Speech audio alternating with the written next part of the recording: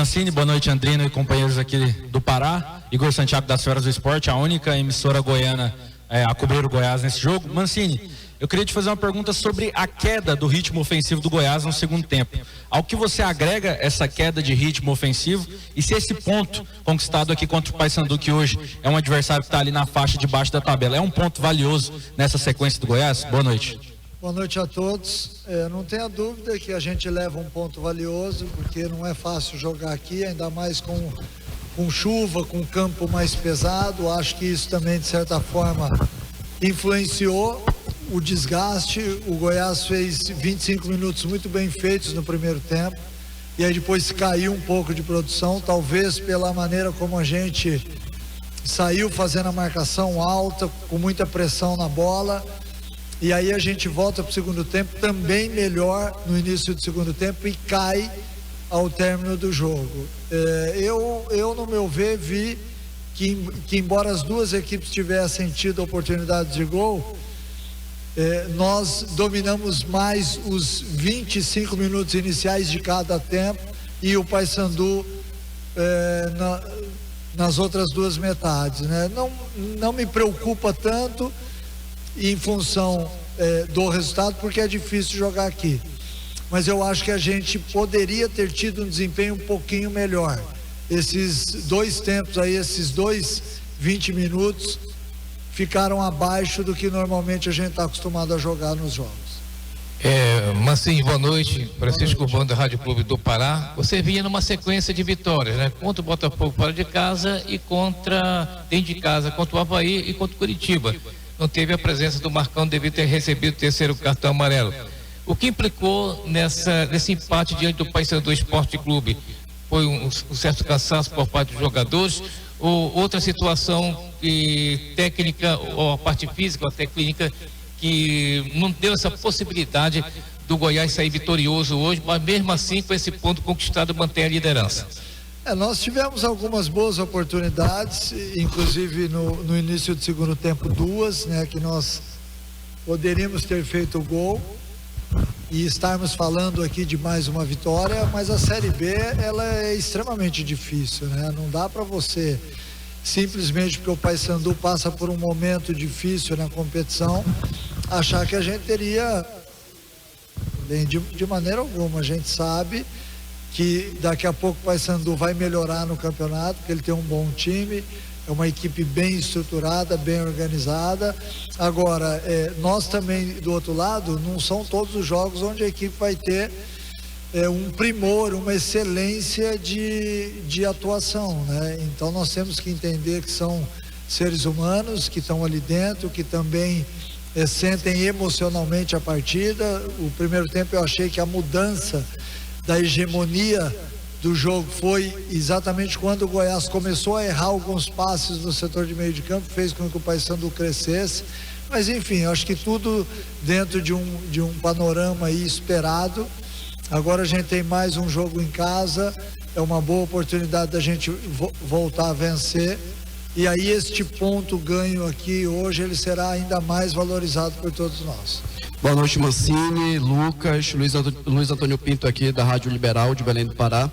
Mancini, eu percebi de você à beira do gramado, principalmente no primeiro tempo, uma inquietude, né? Você andava de um lado para o outro, chamava o Hever muitas vezes ali para trocar ali conselhos e tudo mais. Te pergunto, o que mais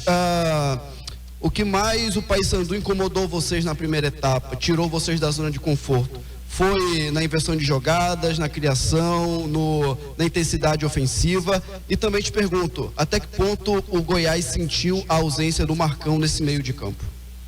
O Marcão é um atleta que está muito identificado com o clube, que faz falta. Hoje a gente viu o Gonzalo jogando nessa função, que também é a dele, e fez um bom jogo, enfim.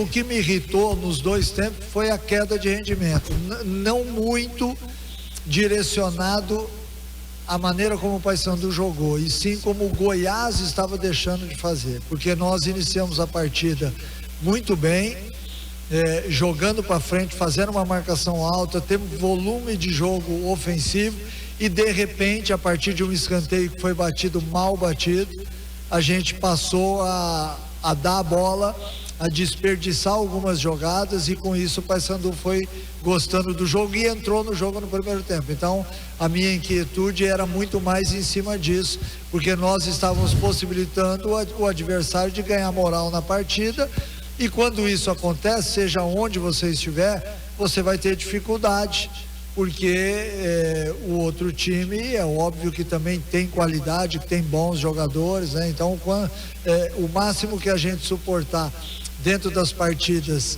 é neutralizar as peças do inimigo, melhor pra gente, e isso aconteceu até os 25 minutos iniciais.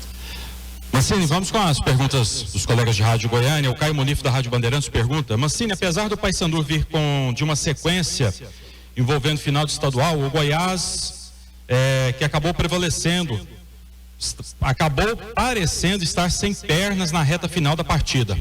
As mudanças surtiram o efeito esperado? Como você avaliou esse empate e também especificamente o recorte final do jogo? Olha, diante do que foi a partida, eu acho que a gente leva um ponto importante. Eu vi as duas equipes cansadas no final do jogo, muito mais em função do estado do gramado. Hoje choveu muito em Belém e durante o jogo também, então isso de certa forma muda a maneira como você está acostumado, né? A maioria dos campos hoje são campos mais duros, onde a bola corre melhor. Hoje aqui a gente teve que jogar praticamente 90 minutos embaixo de chuva, e isso mudou a forma, a característica da partida, o atleta sente. Também acho que as substituições não surtiram o efeito desejado, com exceção do Baldória, que entrou ali no final do jogo e deu conta do recado, mas acho também que isso de certa forma também impactou no rendimento geral e coletivo da equipe. A pergunta agora é do Odilon Costa, da Rádio Difusora. Boa noite, professor Mancini. Sua avaliação desse empate. O Goiás poderia ter tido uma sorte melhor? Quando você tirou o Pedrinho, qual foi a estratégia que você pensou naquele momento? O Pedrinho já estava cansado, assim como o Elton, e alguns outros jogadores também demonstravam um certo cansaço, pelo que eu acabei de falar. Então, por isso as substituições. Quando você muda um pouquinho o panorama que você está habituado, você tem dificuldade. E hoje, diante do Paysandu, nós tivemos uma partida diferente das últimas onde a gente jogou. Então é óbvio que o jogo foi um pouco mais lento, até me lembrou os jogos da década de 80, 90, com muito espaço no campo, mas com erros de passe das duas equipes. Acho que isso impactou na partida também e fez com que as duas equipes tivessem um sentimento de que poderiam ter feito mais diante daquilo que foi visto. O Edson Júnior, da Globo CBN, pergunta: Mancini, faltou hoje uma noite melhor do sistema ofensivo do Goiás para sair com a vitória? O empate também foi interessante pelo fato do Goiás se manter na liderança isolada? O empate acaba sendo bom, né? Diante do que foi a partida, nós tivemos algumas boas oportunidades. O Paysandu também teve no segundo tempo, então isso de certa forma houve até um equilíbrio nisso. É importante você desculpe, é importante você pontuar em todas as rodadas, e isso é o que tem feito o Goiás ficar ali no G4. A gente não pode de maneira alguma desperdiçar um ponto ganho, a equipe não sofreu gol. É óbvio que nós gostaríamos de estar levando mais uma vitória, mas a gente sabe que do outro lado tem um trabalho, tem um time que quer ganhar, e eu volto a dizer, a Série B é extremamente difícil por isso. Tem duas perguntas aqui para o diretor de futebol, Lucas Andrino. Um é do Caio Munif, da Rádio Bandeirantes. Lucas, com o Lovati machucado, o Lepa acabou improvisado na lateral esquerda, e com a possível saída do Douglas Teixeira, o Goiás passa a ter como prioridade na próxima janela a chegada de um lateral esquerdo? Boa noite. Boa noite a todos que aqui se fazem presentes. Realmente nessa posição nós tivemos a lesão do Lovati, nós temos o Lepo, que fez uma excelente partida na última partida em casa, e também hoje, a meu ver, foi muito bem na partida. Temos o Danilo, né, que é um menino promissor, que já está integrado dentro do profissional.